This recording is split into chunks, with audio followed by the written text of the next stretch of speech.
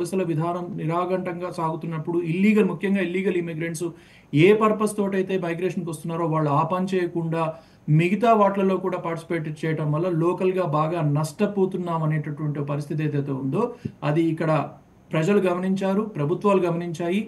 So that ఇంత stringent actions కూడా ఉంటున్నాయి అన్నమాట గవర్నమెంట్ నుంచి. రైట్. ఒకసారి అక్కడ కిరణ్ తుమ్మల గారి నిర్దేశించింది. దగ్గరికి వెళ్దామండి. ఎందుకంటే కొంత సమాచారం ఉంది ఆ పిల్లవాడికి సంబంధించి. కిరణ్ తుమ్మల గారు ఆల్రెడీ వాకప్ చేస్తున్నారు. తానా కూడా రంగంలోకి దిగిందని చెప్పారు. కిరణ్ తుమ్మల గారు చనిపోయిన పిల్లవాడు ఎక్కడ, ఏ ప్రాంతానికి చెందినవాడు?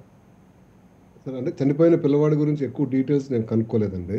అంటే పిల్లాడైతే చనిపోయిన మాట నిజం. న్యూయార్క్లో చనిపోయాడు పిల్లాడు. చనిపోయింది కొంత కొంత ఈ ఇమిగ్రేషన్ రిలేటెడ్ మ్యాటర్స్లోనే చనిపోయాడు అనేసి విన్నాను. అంటే కొంత ప్రెజర్ వల్ల కానీ దేని వల్ల కానీ చనిపోయాడు అనేసి విన్నాను. పిల్లాడికి అంటే పిల్లాడి బాడీని ఇప్పుడు ఇండియాకి పంపిస్తానికి టీమ్ స్క్వేర్ వాళ్ళు పనిచేస్తున్నారు. అంటే ఇక్కడికి వచ్చిన పిల్లలు ఇక్కడ చనిపోవడం అనేది చాలా దురదృష్టకరం.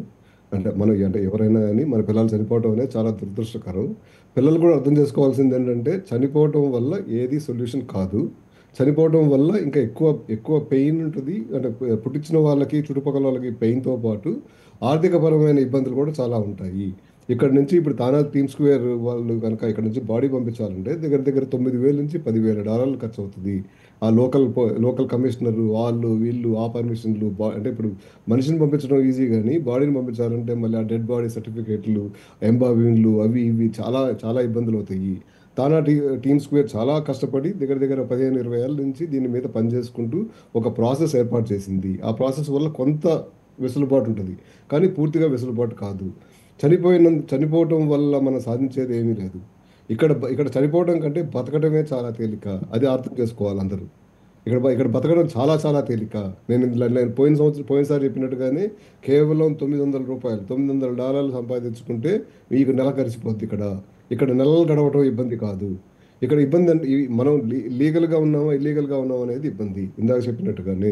కాకపోతే మనం చూసుకోవాలండి. అంటే మన పరిస్థితులను బట్టి చూసుకోవాలి. మనం పోయినసారి చెప్పుకున్నట్టుగానే దగ్గర దగ్గర 50 లక్షల నుంచి 70 లక్షల రిస్క్ అమౌంట్తోనే వస్తున్నారు. మీరు అది గ్రహించాలి. ఇక్కడ ఇల్లీగల్గా పనిచేయటం వల్ల ఏదో మానవీయంగా వెళ్ళవచ్చు కదా అని మీరు ఇంతకు ప్రస్తావించారు. అది అది అది కుదరదు. అంటే ఇప్పుడు అమెరికా అనేది ఒక నమ్మకం మీద పోయే దేశం. ఇక్కడ ఇండియాలో లాగా మన చెక్కుల మీద సంతకం పెడితే ఈ సంతకం కరెక్టా కాదా అని చెప్పి క్యాషియర్ వెరిఫై చేసి నీకు డబ్బులు ఇవ్వడు. క్యాషియర్ మామూలుగా నీ చెక్ తీసుకుని ఇమీడియట్గా నీకు డబ్బులు ఇచ్చేస్తాడు. అంటే ఇది వెరిఫికేషన్స్ అవి తక్కువ ఉంటాయి ఇక్కడ అన్ని సిస్టమేటిక్గా ఒక నమ్మకం ప్రకారంగా పోయే దేశం ఇది. ఈ దేశంలో ఇప్పుడు అందరూ అనుకున్నట్టుగానే అంత ఎక్కువ రైడ్లు ఏం అవ్వట్లేదు. ఇండియన్ స్టోర్స్ మీద కానీ దాని మీద కానీ రైడ్లు కావట్లేదు. ఫస్ట్ వీక్లో మన పిల్లలు కొంతమంది భయపడిపోయిన మాట నిజం. ఇది రైడ్స్